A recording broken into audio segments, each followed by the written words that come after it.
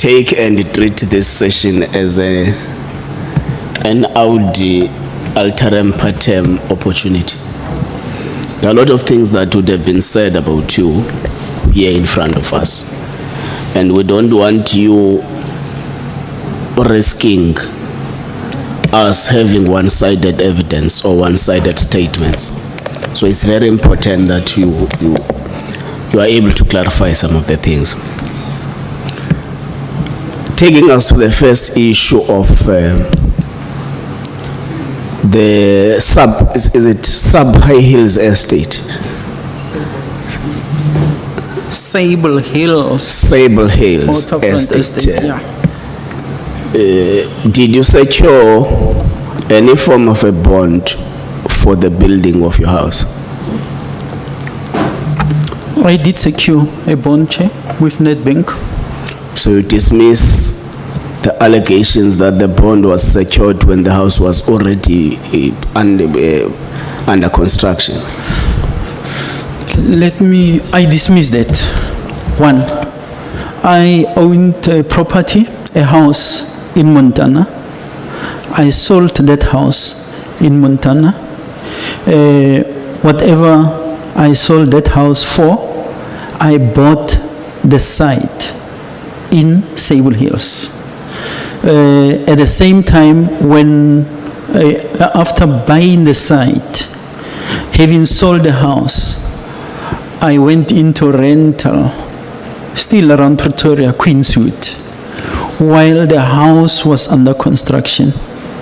My bond is with Nedbank. That bond is still active as we speak. Okay. Did you purchase a sound system for that house? I purchased a sound system for the house. Yeah. Yes.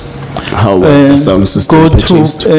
My answer is between page 89 and 92 of my affidavit. And you have annexure 25 to this affidavit, which is a tax invoice from Sounds Great. If you look at that annexure, it will show you the amount that I paid. And 52 is the Nedbank, my statement, bank statement, which reflects the 80,075. And then there is an email, which is JKP 27, where I now direct the bank to pay that particular sound system. And date is my email 16 April 2012 at 0743. I kindly request that an amount of 80,075 is transferred from my current account for the payment of the following account. Sounds Great. It's a Nedbank account, and this place is in Woodlands. That's where the music system was purchased. So there is no SAPS service provider that bought you a sound system for the house? There is no service provider who bought me the sound system. Now, maybe I must clarify, and that's where the confusion comes. We were doing, now as if I say we, as management of Division Forensic Services, we were visiting the service providers because we had realized that some of the service providers are doing fronting, or they will claim to be established companies. So we wanted to visit each one of them to be able to see what capacity they have to deliver. So we went to one of the companies. It was called Crime Tech. Now, there are two people primarily in that company. Yolanda Komodorovic, it's commonly referred to as Yola, and Henry Deal. Okay. When we were in their offices, there was this sound system the TVs and sound system. I wanted to hear where she purchased those because I became attracted to how the packaging was done. We then, when I said where, she said, by the way, I'm also doing interior design. It is, must I call it a hobby or a side job that she's doing apart from this? So I said, can I get the details where to buy, where you bought this, and at least give me the specifications? She then said, but it's not a problem, I will make contact to obtain the quotation for you, which she did. And that is why when you look at the reference that I was saying sounds great. I mean, the bank must reflect on the invoice, on the payment. It had to be Yola, because the invoice, the quotation was obtained by her, submitted to me. Once I got the quotation, I then paid through my bank. So there is no service provider who bought me a music system. Okay. Mr. Paul, the walkouter and the greatest contemptor of Parliament, goes to an extent of saying he actually went to the salesman as part of his investigation and actually solicited evidence that a service provider at SAPS bought you. But we get your explanation. You do have a proof of purchase of that, and if you have instructed a bank, that's electronic, that can be retrieved anytime when needed. So we accept that. Let's move forward, General Phahlane. So you say in paragraph 13, you were fired because there was a negative publicity against you, amongst other things that were out there, even in the media, that corruption, is it infiltration or interference, something like that. So at that time, did you have charges preferred against you for corruption or defeating the ends of justice or any sort? No. So it was something that you can easily say it was concocted to achieve a certain outcome? Yes. Okay. Now, we have got this all over the country, all over the news. Then the former minister Mbalula calls you and say, the best way to deal with this matter is that you step down as the acting national commissioner. It is in the best interest of the police. Do you think that it was not at the best interest of the police when in the court of public opinion you are viewed as a corrupt top cop, and it may have a ripple effect on the confidence of the people to the entire police service? Don't you think that it was really at that time? I don't think it was a verdict on your guilty, but don't you think with the cloud that was hanging over you, was it not really in the best interest of the police service for you to voluntarily move back? Am I answering? Yes, Honorable Mola. First, even the records will tell, and everywhere I'm speaking, I said I did not hesitate. When the minister said so, I accepted, because I believed I'm not glued to any position.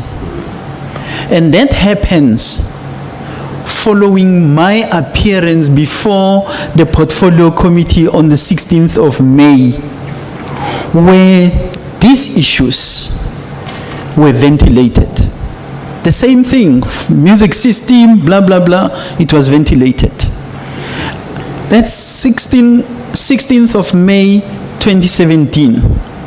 The 1st of June, I'm called by the minister to Cape Town. In less than 5 minutes, step aside.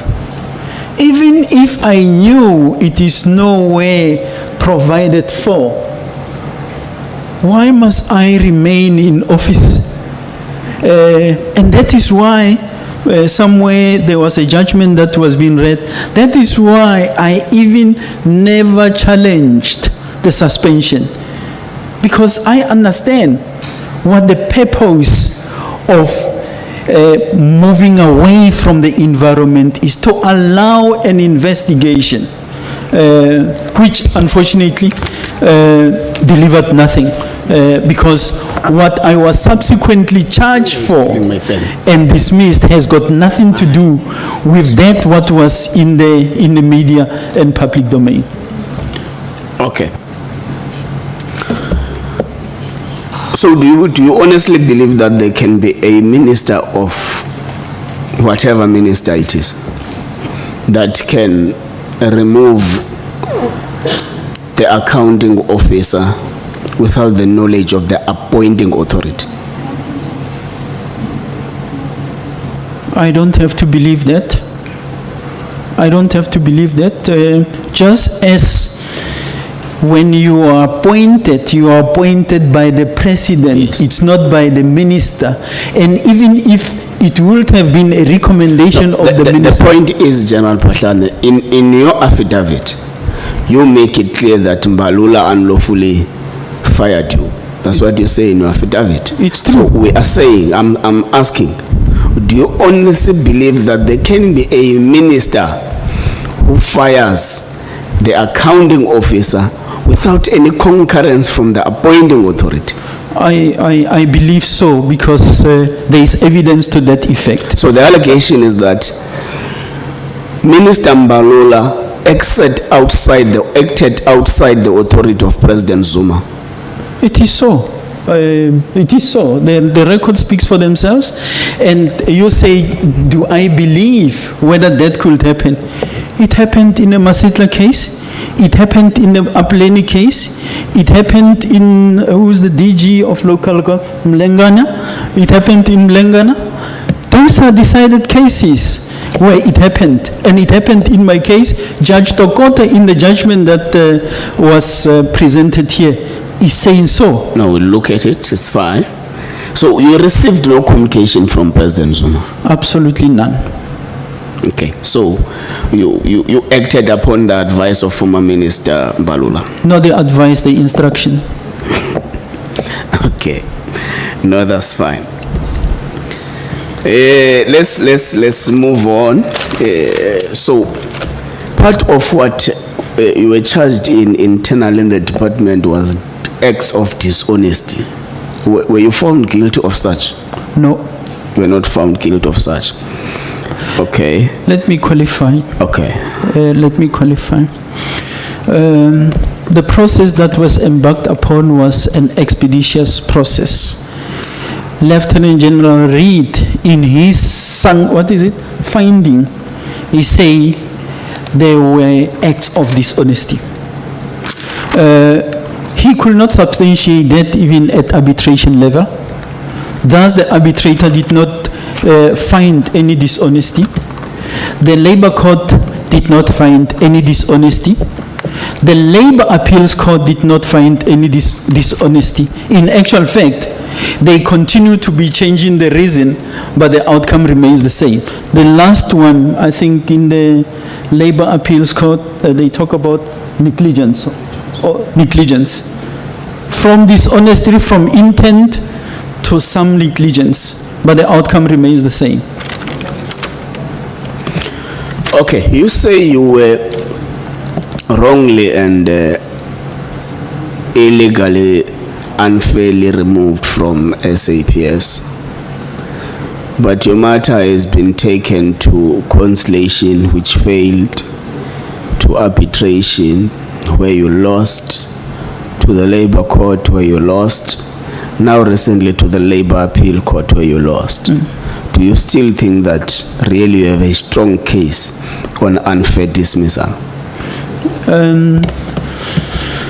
It's for the Constitutional Court to make that determination. And the fact that I never tire to go to all those platforms that our Constitution provides for, for the matter to be ventilated is because we believe we have got a strong case. I don't want to talk about where they got it wrong and so on. I think let's respect them. They are the judges. They made the decisions that they have made. Let's see whether the final arbiter is going to arrive at the same decision. Yeah, Judge Nkutangondwana of the Labour Appeals Court characterizes your legal argument in two specific words: that it's unmeritorious and it's untenable. Simple put, that your argument is without merit, it lacks value, it lacks worth, it's unworthy and undeserving, it's indefensible and undefendable. What is your take on that? It's good English that was used, but is the English that the other judges at the Concord will engage with, and I am legally advised. That's why we went that route. So I'm not going to say anything about the Honorable Judge. It is for the constitutional courts to apply their minds. I think we have advanced our case there. During our public participation process, there are three police officers who came before this committee. And amongst the issues that they had raised was the continued stealing or disappearance of narcotics and at forensics, rhino horns, drugs, blah, blah, blah. And they strongly say this is a matter that has been raised with the accounting officer, which was acting National Commissioner General Phahlane, who did nothing in respect of that. In actual fact, he was complacent with that kind of a problem that faced the police service at that time. What's your take on that? It is not true. How can I be an acting national commissioner while there is a national commissioner in office? At the time when they made those allegations, General Pierre was the national commissioner. So you mean there were no narcotics and rhino horns that got lost when you were national commissioner? No, acting? Honorable Member, let's not change tune. I'm saying, you say they said that there was an acting national commissioner who did nothing. So I'm answering that part first before I go to the content of what you have raised. And I'm saying the national commissioner at the time was General Pierre. It was in... At which time, General Pierre? It was 2012. And if you have regard to my submission, I have here JKP 18B, response to the allegations of corruption within forensic services. Now, concealing doctoring crime statistics, it's 2.1 on page 1114. 2.2, theft of drugs. I say there the forensic services is on record before the Portfolio Committee on Police and the National Commissioner on progress relating to investigations conducted following the incidents of loss of exhibits, drugs in respect of... So the answers are there. Those matters were dealt with comprehensively. The issue of... Thank you so much, Honorable Ngolais, now the chair. He must call the next speaker. Thanks, Chair. Unfortunately, our time has come to an end, General Phahlane. Yeah, and but I've now changed the seat, I'm the chair. That was the question. yeah. No, it's fine. I think he covered it, but wanted to elaborate more. So you can finish up that answer, then we'll take Honorable Sokanya. Yeah.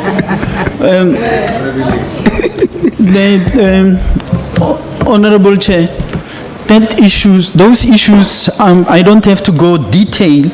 18A, Chairperson, 18A and 18B. 18A is my response to the issues dated the 10th of September 2012 to the National Commissioner of Police, and that was General Pierre. 18B is the same communication that I circulated within forensic services. Thirdly, Rhino 1, the member consent was charged departmentally, was found guilty. The member was subsequently found guilty in a court of law, and he was sentenced. So I don't know what more could have been done, but as I'm saying, the issues are comprehensively covered here. Maybe it's something that was supposed to have been said, and it was here in the records. I'll just find it. The same members, because I felt personally attacked, I lodged a civil claim.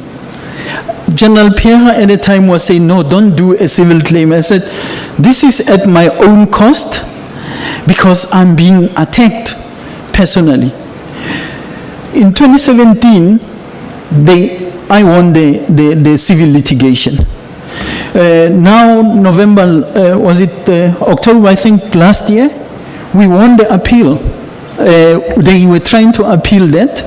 We are now in the process of filing for contempt of court because they partially only complied with the order of court. Amongst others, there is supposed to be retraction, blah, blah, blah. It's not there. But I'm just saying those issues were taken care of. And it is disinformation to suggest that there is still an appeal pending. There is no appeal pending.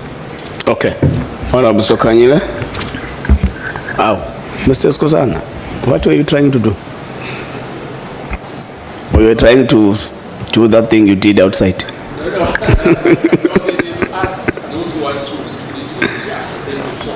No, it's fine. Let's give Honorable Sokanyile, then we'll come to you. Honorable Sokanyile. Thank you very much, Honorable Chair. General Phahlane,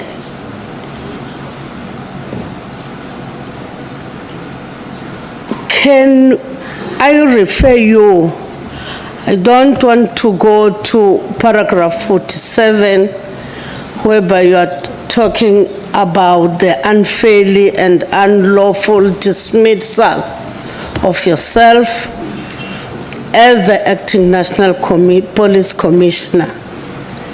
I don't want to get to that, as you are saying that you are appealing that issue. And then, in paragraph 81,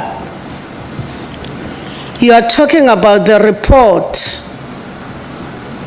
that was submitted by the National Commissioner of SAPS, addressed to AGSA, which you are saying that that report, it contained misrepresentation of facts and distortion of factual reality with regard to a timber ward.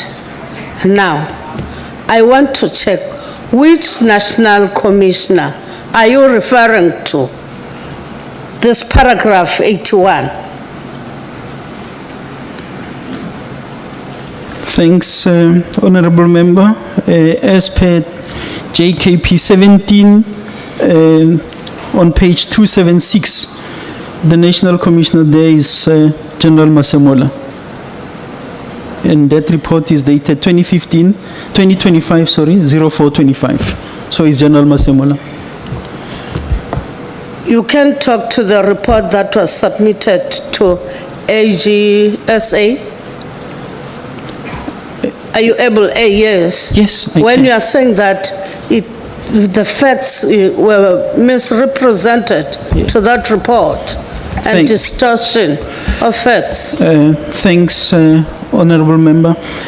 Chair, in this report attached is a legal opinion. Now, part of the legal opinion that has always been there from, Dupree and Botha, they have consistently advised the police that there was never compliance with the specifications and there was never a representation of expert or representative of experts as required on the bid evaluation committee, and that according to the assessment that was done, remember there was a complaint by FDA, which complaint was about how did you award this to that service provider, Atemba. And when that complaint was forwarded to forensic services, I gave it to the experts, to the people who developed the specifications. And they were able to make a determination that this contract was wrongly awarded. So that's why there was a request for an independent assessment. Now, in General Masemola's submission, he disregards even the findings of the Auditor General, because the Auditor General found that the irregular expenditure, now we are talking the 31 million, is as a result of officials of the department having failed to cancel the contract. Because as forensic services, we told them, you have to cancel this thing or go into a process. They never did.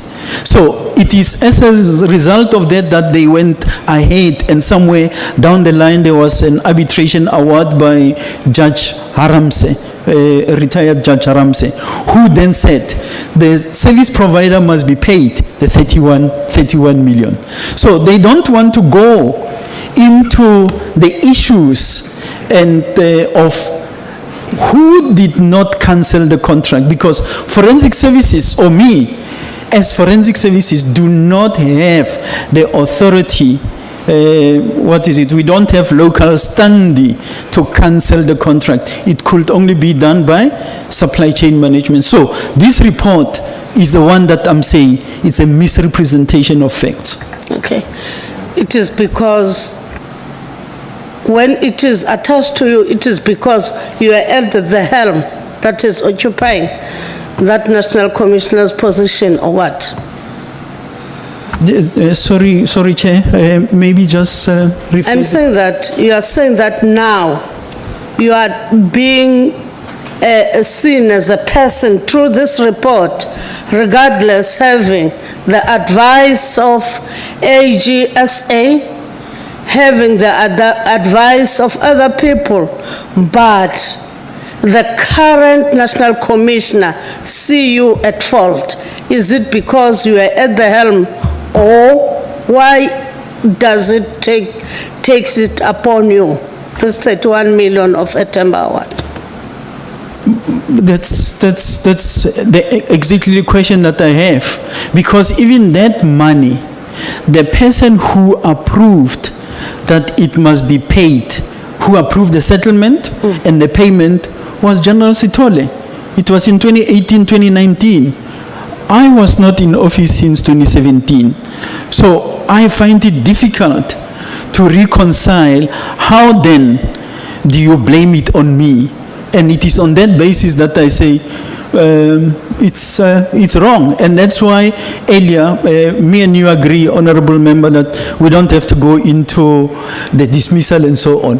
But part of what a judge is saying is that I was simultaneously performing those functions of a divisional commissioner and a national commissioner, which is impossible. Okay. Let's pass this that one. In your understanding, what do you understand of political interference in general?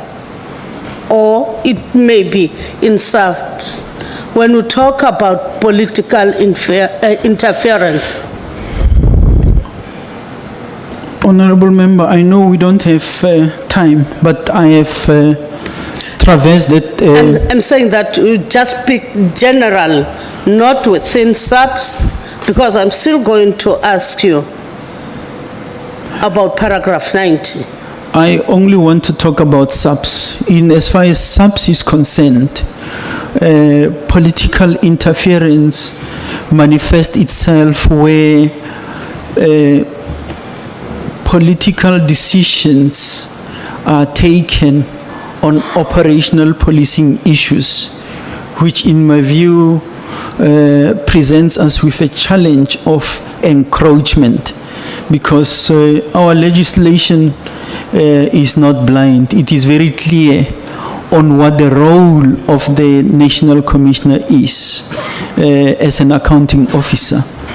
His is to implement policies and ensure that policing is happening in the country. So when there is that encroachment, I call it political interference, whether it is in operations, whether it is in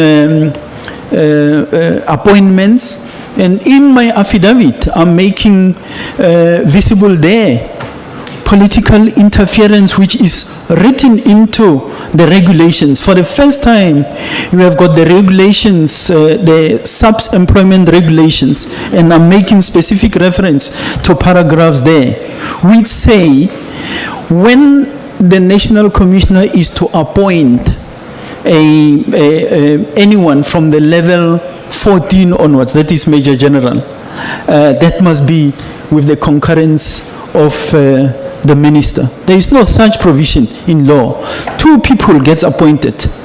The president appoints the National Commissioner. The minister, of course, following a parliamentary process, appoints the national head of DPCI. The rest are appointments by the National Commissioner. So any appointment made by a politician boils down to political interference, except those two. Then can you elaborate maybe during your tenure, were there incidents of the political interference within the department? I'm an example of political interference. That which happened the 1st of June 2017, it's political interference. What A happened? minister acting without the authority or the legal authority, something called step aside. I became a guinea pig too. There is no reason why I must not leave because I was not permanently appointed. I'm an acting National Commissioner at the time. But the law is very clear. The appointing authority will disappoint. Anyone else who is not clothed with those powers, it's interference. But other than that, I think I had a very good relationship with the executive authority. There was just one incident. And again, it relates to the same minister. And interesting, it relates to the question that was raised earlier about Ket Matlala. There was a guy, he was involved in the killing of the late Bozona, Vusikeke. He also so happened to be coming from Mamelodi. He was on bail. And I was called by a minister who said, but why is this person not in jail?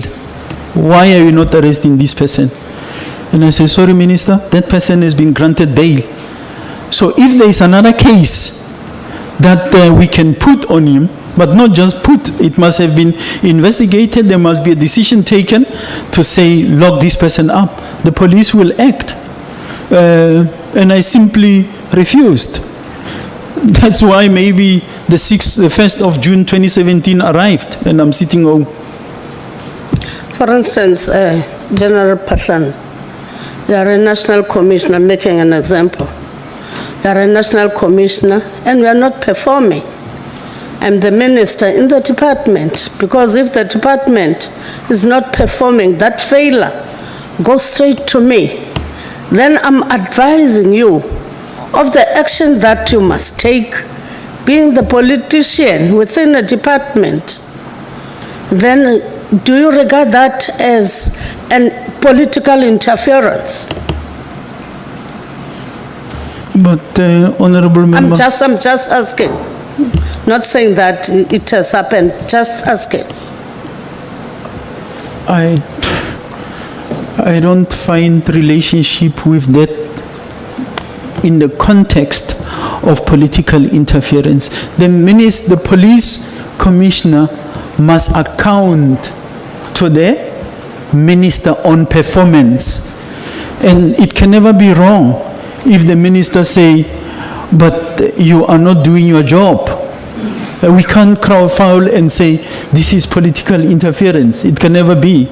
So if that is something that you're just making an example of to make me answer, I'm saying you are not performing or crime is going up, where are your operations, or people are being ill-treated, what are you doing? It can't be political interference. It becomes political interference where decisions and directives are being taken, where you are being instructed to implement the following. Then somewhere you have crossed the line. Okay. Chair. Paragraph 90, okay. Honorable Malema, sorry. No, sorry, Honorable. Just a quick one. If a minister sees a dangerous person like Vuskeke, running around, and then he calls a commissioner to say, why is this person on the streets and not in jail? Because we have got some information, it's a public knowledge that this guy killed a person or is dangerous or something like that. Is that a political interference? Honorable Malema, that's not political interference, but it becomes interference when you say to me, arrest that person, he must go to jail. Why must I arrest the person? Because the person, yes, he may have committed crime, but the court of law has granted him bail. If you are aware of other crimes that he committed, and you are at liberty to say to me, listen, he murdered that one or he did this, and I disregard that, or you raise that with me, it can't be political interference. So which minister said to you, arrest that guy? The minister who placed me on step aside. No, but you must say his name, General. Minister Fikile Mbalula, MP, Honorable. Yes, our terms of reference is to check political interference also. Thank you. Proceed, Honorable Sokanyile. Okay. In paragraph Honorable Sokanyile, please 90. proceed. Okay. Thank you, Chair. In paragraph 90, you indicate that you are privy to the struggles of Assistant Commissioner. It's Assistant Commissioner Mpejo in awarding of unfettered access to Secret Service account, which he grieved about. What did you mean by this? Paragraph 90. Paragraph 90. Honorable Member, I meant exactly that General Mpejo was aggrieved with instructions coming, and I'm not going to go specific on this one, coming from the political circle to use the Secret Services account, because he was located within the crime intelligence environment. He was actually the acting divisional commissioner. To use that money for properties which he did not do. And that's what I'm referring to there. Any other further information? I think General Mpeho will be consulted by me to disclose any further. And we are also talking about a political undertone on the appointment of Commissioner Mpeho on the Divisional Commissioner of Crime Intelligence. We are talking about it had political undertone. Did you refer to that? What are you referring to?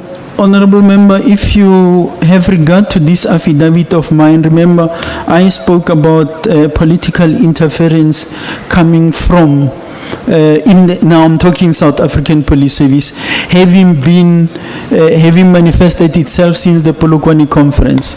Now, unfortunately, Commissioner Mpeho was seen to be belonging to another faction. And it is for that reason, amongst others, that he was not appointed, because the post was advertised first time. He was recommended that time. Instead of an appointment being made, there was a directive to have the post withdrawn. It was then re-advertised. When it was re-advertised, politicians presided over the appointment of the divisional commissioner, contrary to what the prescripts say. You are saying that there seems to be a culture in SAPS where there are charges pressed against opponents. If you're fighting with someone, there will be a charge against you. How do you think this matter should be addressed? Sorry, Honorable Member, where am I? Where are we on the affidavit that which you're referring to? I'm saying that given the evidence you are providing in your affidavit, then reading it, it seems that to be a culture of charges being pressed against the opponents within SAPS.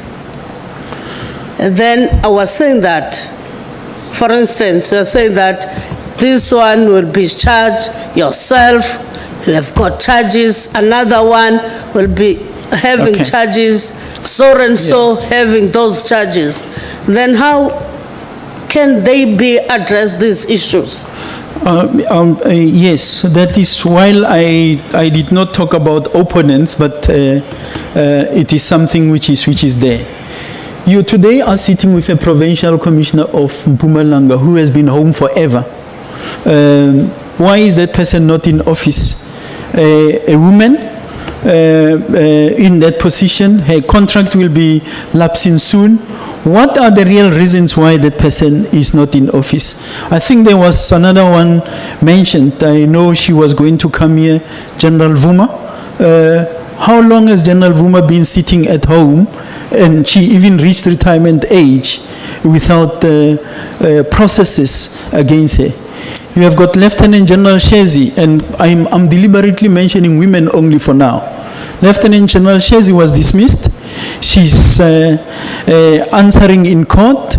We are being told that money from service providers. Why are you specifically mentioning women? Somewhere the chairperson said women, our constitution, and I subscribe to that. All right.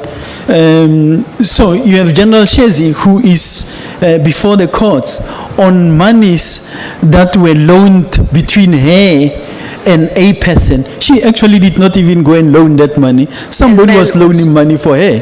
And men also, yourself? Well, I'm the least, not important. So Kanyile. General Ngobeni Thank you very has much. been home forever, dismissed. And my bride came to my office to congratulate me Thank you, General for Phahlane. suspending her. Thank you very much. Thank you, Honorable Zokanyile. Don't- No, we even added 1 minute because Honorable Malema ended. We gave you 1 minute for that. but still the time is over. Honorable Skhosana? Or I thought you have, okay, Honorable Mvalo? Yeah, no, thank you very much, Chair. Chair, we have a gentleman's agreement with Honorable Skhosana that in the event I overlap, I will be eating on his time. So I want you to understand.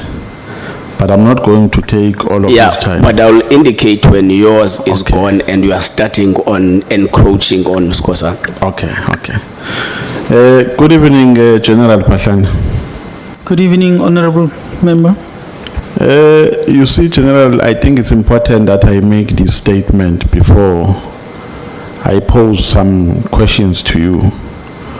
When Mr. Nkabinde was here, he narrated a very unfortunate event, if it's anything to go by, of how they established a plot against you and of how they organized themselves in different groups or groupings to launch an onslaught against you, the result of which you lost your job.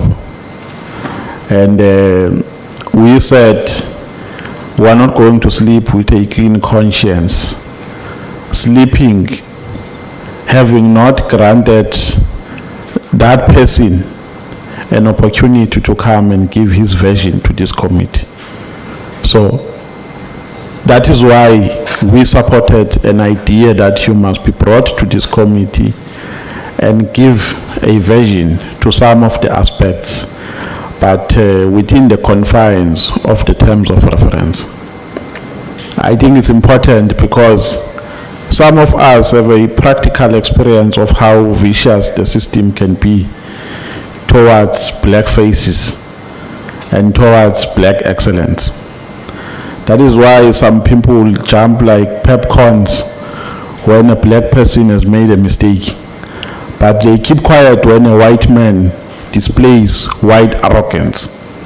It's because some are beneficiaries of the system. So I think that statement is very important to be made.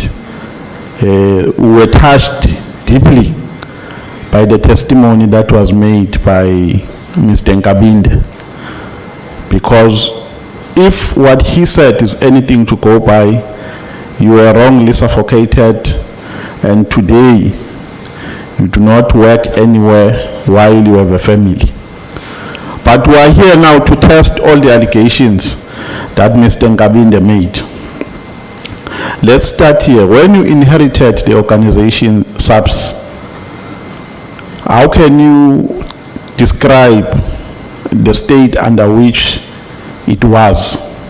I'm asking this because at the first value now, the description that I can give is that there are deep-seated factional battles in SAPS which lead to a certain instability within the organization.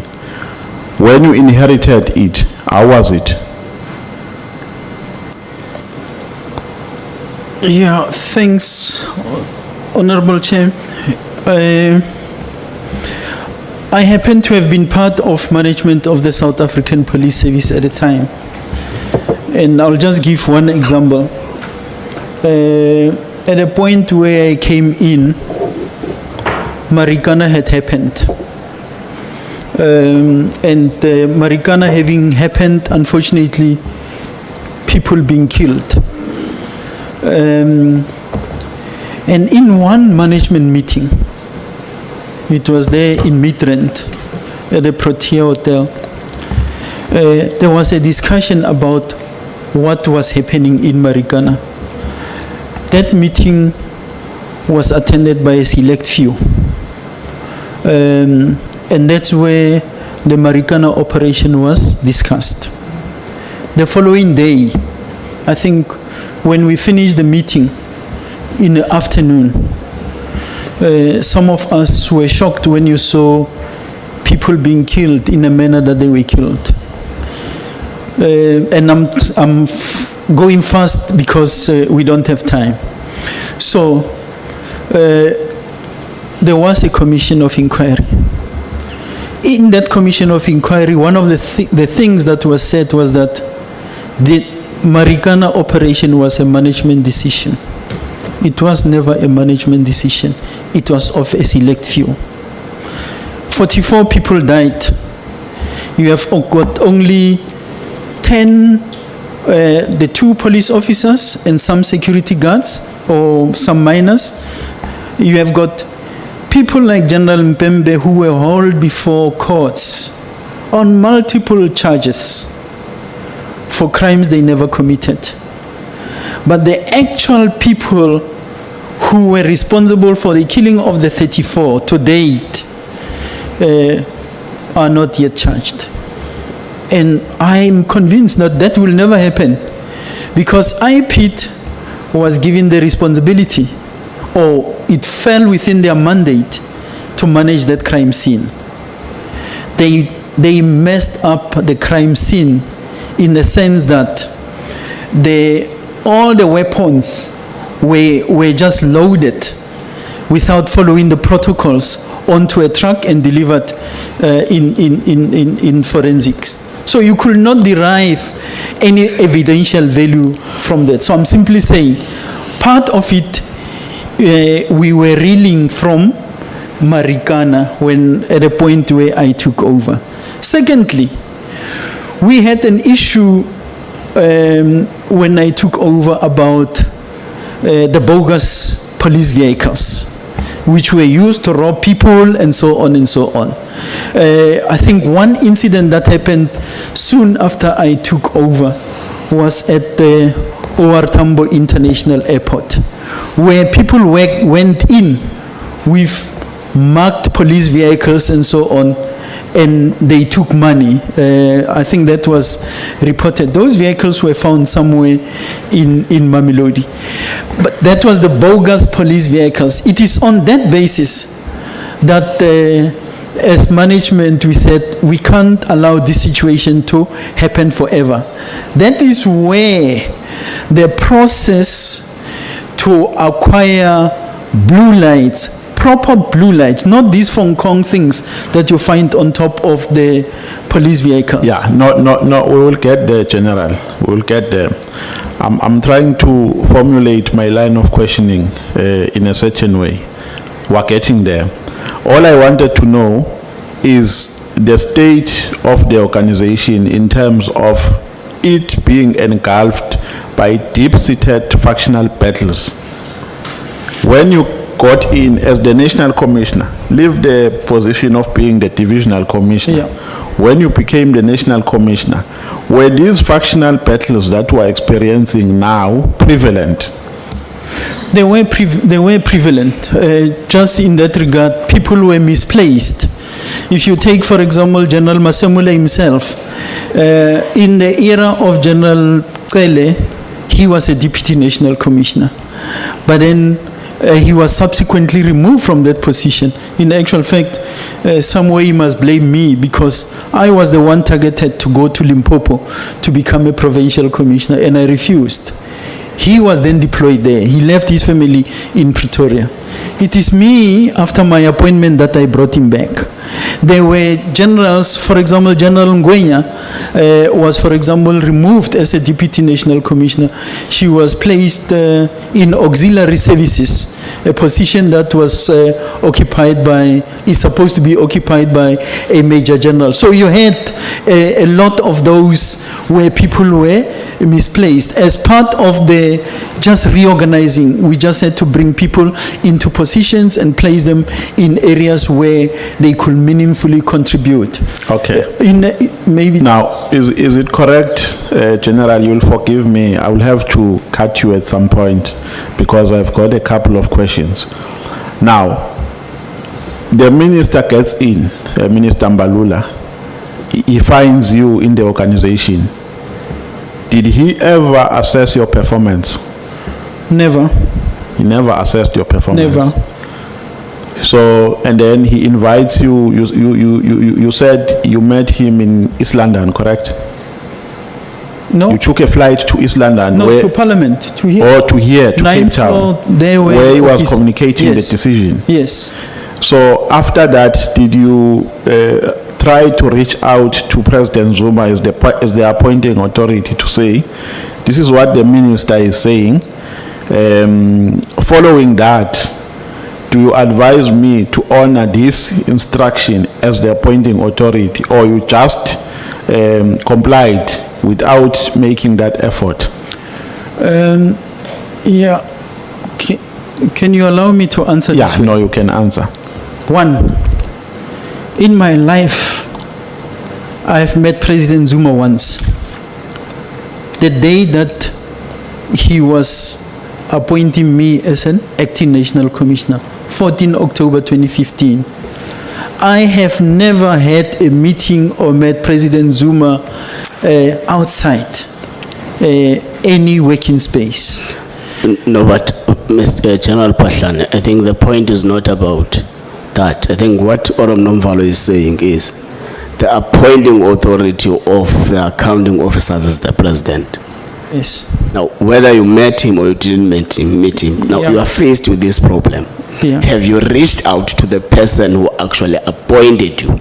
That's what Oram Nomvalo is actually Chair, asking. I understand the question perfectly. That's why I started by asking, can I answer it this way? I have never made contact with President Zuma because even today I don't have President Zuma's number. And that's the point I'm trying to make, to say I have never. The only time I met President Zuma was when he was appointing me. And then other than that, I met during cabinet sessions when we were presenting. I have not seen or spoken to him after the first, because in any event, the minister, I worked long with Minister Nhleko, was the one that was collaborating with me, managing performance of the police. So I've never. Yeah, because the widespread established practice is that before a decision is taken, especially a decision which is related to dismissal, a person affected is usually given an opportunity. Sometimes they direct that person to write a letter to explain themselves why they cannot be fired and so on. So that never happened to you. It never happened. I was hearing when I was at the airport that I was given 24 hours to explain myself, which never happened. So am I correct if I say your dismissal was influenced by political dynamics? I've got no reason to believe otherwise. Okay. I want us to start from when your problems started.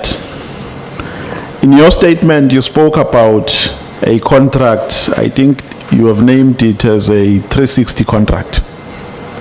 I want us to discuss about this contract and the blue lights also. If you feel that to a certain extent the discussion will compromise the current court cases, you can indicate and say, no, we can't go to this extent because it will compromise my case. I'm flexible in that regard. Now, the 360 contract, why, or am I correct if I say part of the reasons why a strategy to deal with you was formulated is because of this contract? Am I correct? Definitely. Yeah, you can expand. Yes. Chair, can I proceed? No, proceed. I'm talking to the committee secretary. Okay. It is correct that the contracts, and I was listening to one of the committee's witnesses say, this man was not doing work, he kept himself busy with tenders. I have here a report on forensic services which will show how much ground we have covered. Today, forensic services in the South African Police Service is disaster, it's chaos. The report is contained herein. Part of the contract which created problems for me was the 360. Yes. Now, the 360 is a contract that was entered into following irregular processes, specifications not met and so on. it was awarded. A competing service provider raised issues. That competing service provider happens to be FDA. Now, having raised the issue, we looked at it. And now, if I say we looked at it as forensic services, I pulled experts together. They looked at what was complained about, and they indeed found that there was non-compliance. This contract was not supposed to have been awarded. I then wrote to supply chain management, provided that information.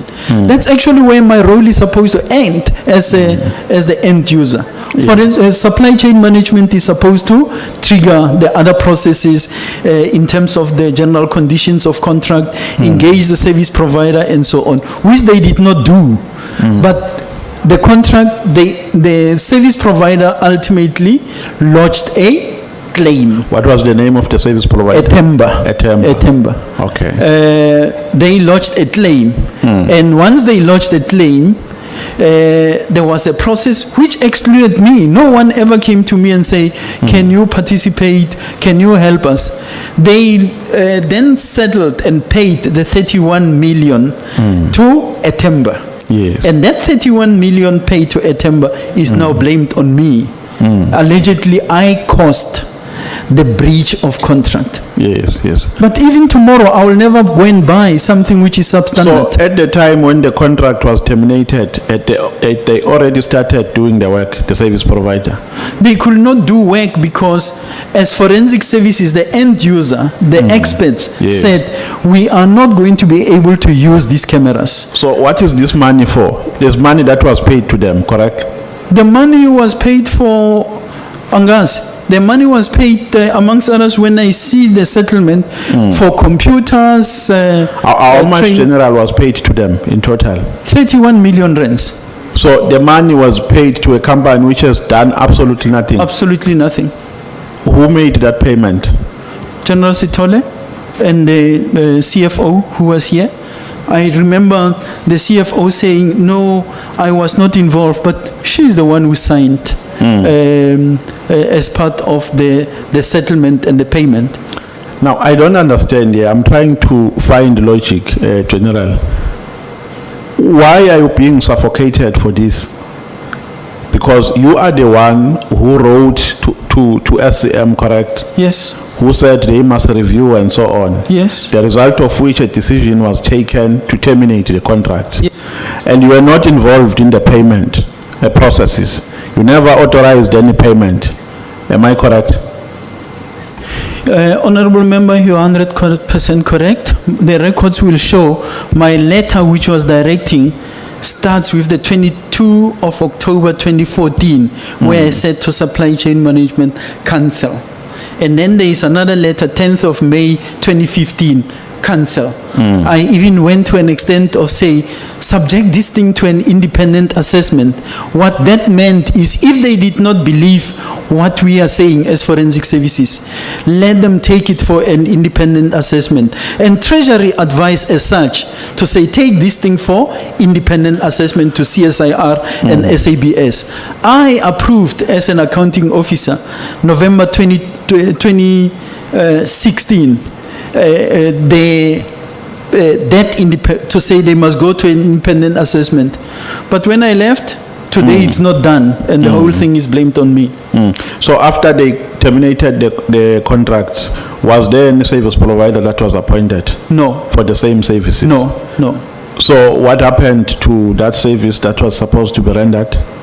I may have lost track, but to date, There are no cameras. no service provider has been appointed for the same thing. I know they've been running processes to try and advertise, but But payments have been made. payment has been made, 31 million rands, You, with no services. no service.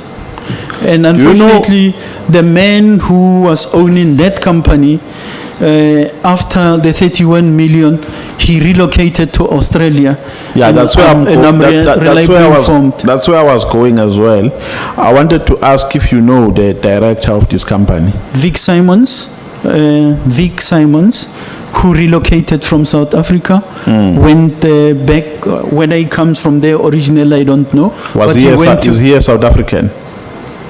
No, I don't think he was, but he went to Australia and unfortunately he passed away there with the 31 million. That is so unfortunate. If it's anything to go by. Now let's go to the second aspect, the blue lights. When we spoke with, I think with McBride, with Mr. McBride, he characterized you as a dubious character. He said there are cases against you. You, at some point, you had a relationship with a certain service provider. I just forget the name he mentioned, the name of that service provider. But he spoke about the blue lights. Now, what is a problem here in the blue lights?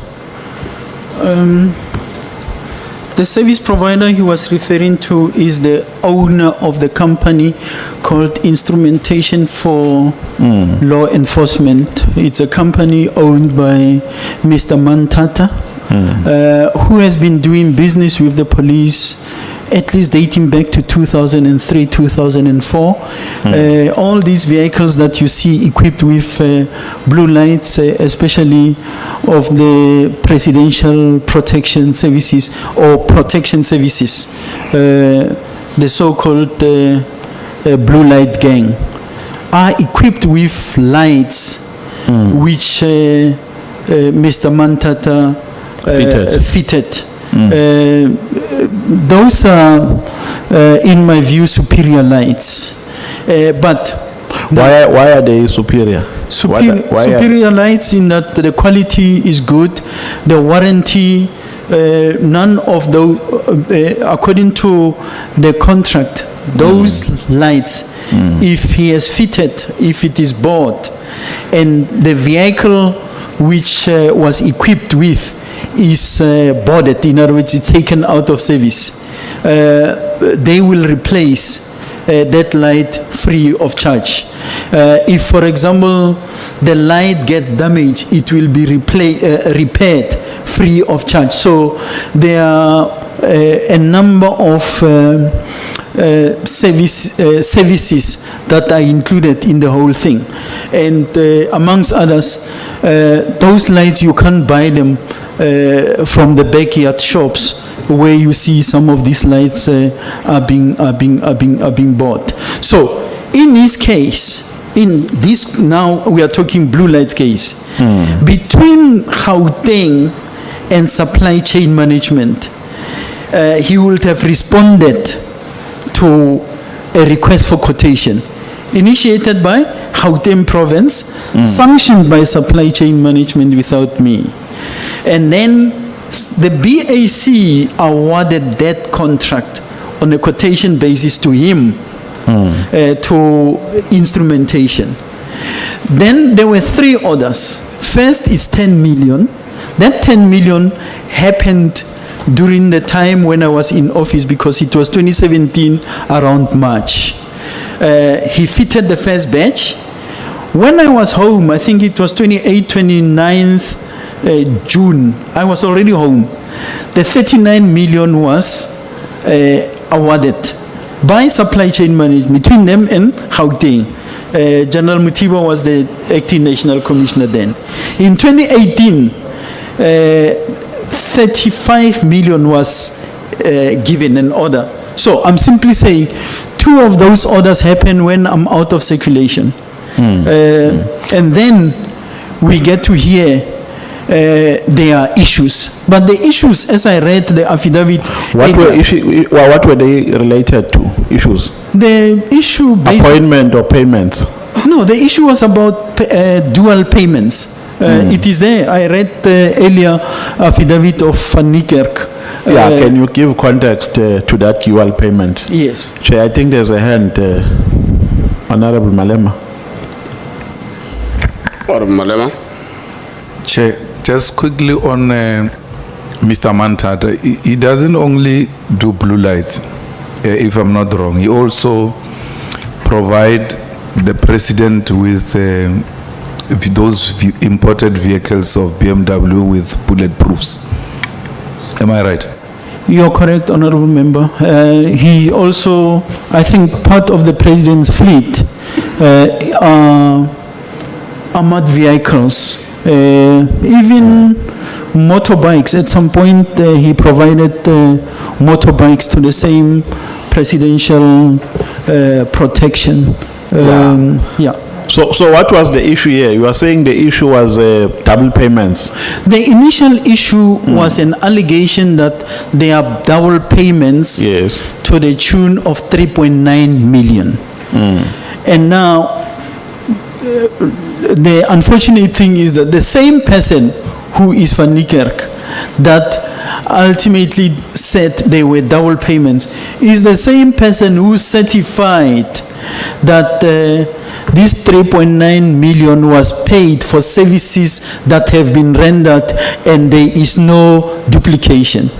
So later, that was now in 2018 when I was home, that's when she now reverts back after being called by a Brigadier Buthelezi, and now the Buthelezi say, please check the invoices that were paid to Mantata, to the company. That's when she comes back and say 3.9 million double payments. But then they make an arrangement with the company to say, here are the additional vehicles that you must equip with blue lights, which he did, and to balance out, the 3.9 million. Or to settle the Yes, to settle the overpayment. Remember, we talked 3.9 million. Yeah. So of the 3.9 million, there was only one vehicle, which according to the audit, was missed. So if you say maybe he's got money that he did not deliver services for, it would have been 101,000 rands.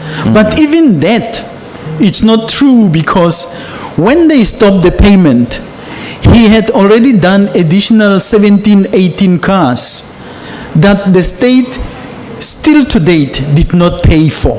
So if we are to be fair, he is not owing the state owes him. So people who authorized those payments, were there any actions that were taken against them?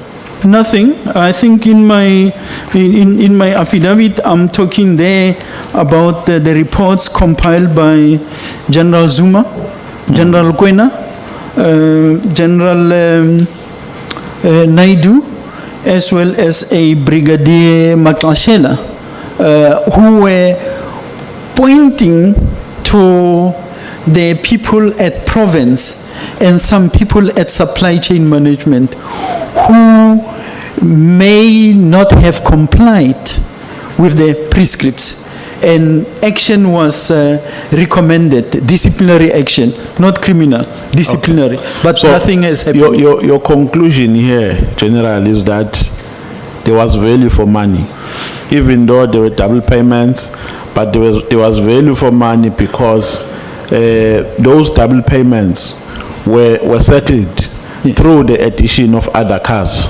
Yes. Is that your conclusion? My conclusion is that there were no double payments. The vehicles, additional vehicles were brought to settle. Secondly, all those vehicles that have been equipped with the blue lights in Gauteng for this particular contract are roaming around the streets of Gauteng with the functioning blue lights, and they continue to be maintained by the same service provider. So there is value for money. Nothing has been lost. When you say the same, you mean the initial who got double payments that you are claiming? Yes, they're the same. You mean Mr. And that's why I Mr. say, Mantata? Mr. Mantata. That's why I say this thing of 192 million, 86 million, I don't know where they get those calculations for. Because in total, what was paid by the state is 62 million, not 86 million or 100 and whatever million. It's a dream. So your evidence is that SAPS is owing Mr. Mantata, SAPS owes, not the other way around. SAPS owes the service provider for those additional vehicles that were equipped with blue lights, which are to date not yet paid for. Okay, my colleague will take this further. Honorable Skosana, I think I've left 5 minutes. If you say Honorable you Skosana. say I can proceed. No, it's actually 10 minutes. Oh, Yeah. I don't. If he's donating it to me, Chair, it's okay. So, Chair, how many minutes do we have? 20 or 30? 20. Thank you. Yeah. So you are left with 10 minutes now, when? So he took my 10 minutes. Yes, Oh, okay. as you agreed. But you said that you're gonna mention why I said 20. So I thought about I still have 20. No, I did indicate to him, he saw me. But me, you did not. Sorry. Okay, but it's fine. I will take the 10 minutes, Chair. But indeed, I think he has. I had the issue of the blue lights and the issue of a timber. I think I'll just make a follow up on that. On page 1038, on your supplementary affidavit.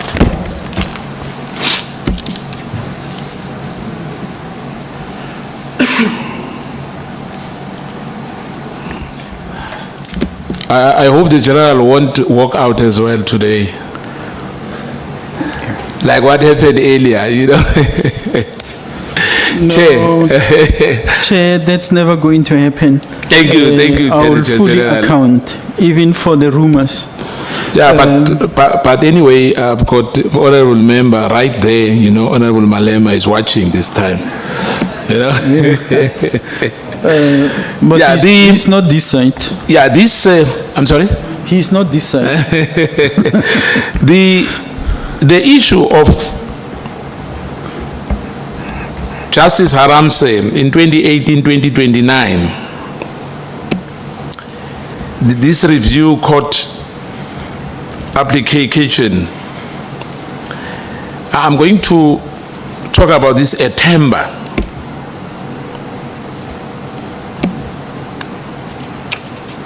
In your view, General, was that tender awarded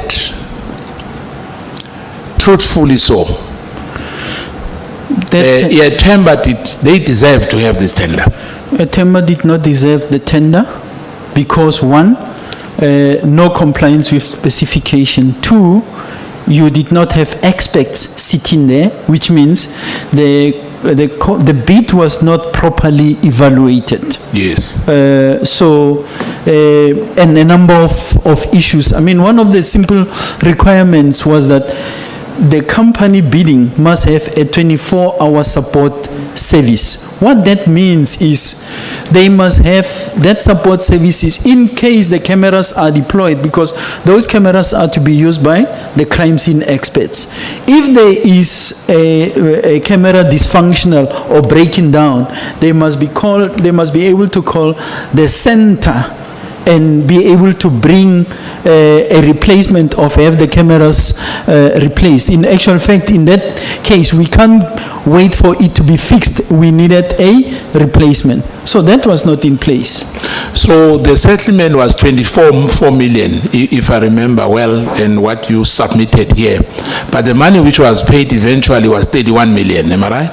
Correct, 24 million, and then the 7 million additional was interest. I don't know how long it took between the settlement and the actual payment, but it generated interest, and that interest was the 7 million, which made it 31. So no one was disciplined in terms of that unauthorized. In fact, I'm not sure whether it's unauthorized. Let me just use the way that it was a wasteful expenditure, so to speak. Am I right? It's irregular and wasteful expenditure. You paid money for services not rendered. So Etemba was owned by who? But I must answer. Was it the one which honorable Matanta? member's first question. Yes. No one was disciplined or charged except Phahlane for that irregularity, which Phahlane had nothing to do with. But the company here is the company owned by Vic Simons. The one who passed on. The one who passed on, and Now- that Etemba. So when this money was paid, you were no longer in the, you were suspended. Yes, I was at home. I was suspended. I think my colleague Honorable Nomvalo asked, then why are they blaming you for this payment in your view? I don't know. Even the judges say I'm to be blamed. For what reason? only one day I'll find that reason. I have nothing to do with that thing. And not that one must shy away from decisions that we have taken. I have taken a decision not to buy because there is a contract that was entered into that was irregular. And I've taken a decision that an independent assessment must be done. That independent assessment is not done. So somebody who took the decision to settle and somebody who took the decision to pay, who happens to be General Sithole, blames me. I mean, he takes the decision and he comes to blame me. So there is an English I always hear someone using. It's bizarre, to say the least. So Lieutenant General Reed at that time was the Divisional Co-Commissioner of Supply Chain Management, am I right? Yes. So he took that decision. Conflicted as he was the Divisional Commissioner Supply Chain Management, appointed by General Sithole to preside over my matter. The same environment that failed the SAPS in that they awarded the contract irregularly, and then the same environment which did not do the independent assessment. He is the same person who takes a decision. Now, because of time, my 10 minutes gone. I'm going to go back again to the issue of the blue light. Because of what is submitted here, the issue of blue light, who was responsible for the procurement of those blue light? Was it national or was it provincial? That was provincial. That request came from province, because it was beyond their threshold. Their threshold at the time, I think, was something like 300,000. So they had 1,500 vehicles to be fitted. Now, having realized that they will never be able to obtain a quotation under 300,000 to fit the lights, the rules of the game are they are to approach supply chain management, the BAC. And the BAC gave them the go-ahead to say, you go and publish, obtain quotations, bring it to supply chain management, because that authority beyond 300 lies with the BAC. And once they tendered there and committees did what they did, supply chain management awarded, the BAC awarded that contract. So it's between Gauteng province and supply chain management, and it did not need the accounting officer. Now, at that time, there was Major General M.M. Mutlala, am I right? Yeah.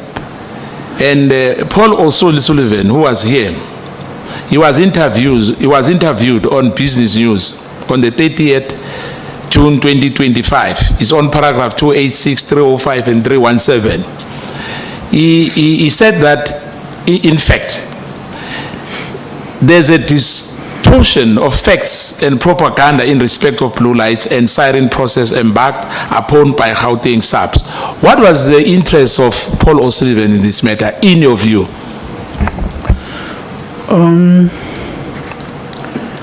His was to spread propaganda.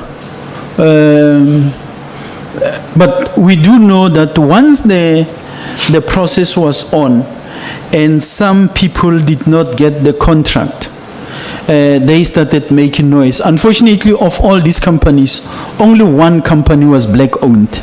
And the contract before was given to a white owned company. So the reality here was they wanted to continue with that company to continue to fit lights. And when it was awarded to Idle, to Mantata, that's when Halabaloo came. The first question I got actually I was not even aware. It was coming from Gauteng DA, who started raising issues about the blue lights contract. And I went into it and said, as supply chain management, but what is this? And then I was told, no, this is a contract which we ultimately awarded to this one. And I said, but what's the issue? Why don't you just publish so that whoever was bidding knows that the contract was given to that particular person, so that we are able to move on with service delivery? Now, You have a report from the IPIT investigators exhibit. Nkosana. The time is gone. Go on. Okay, thank you, Chair.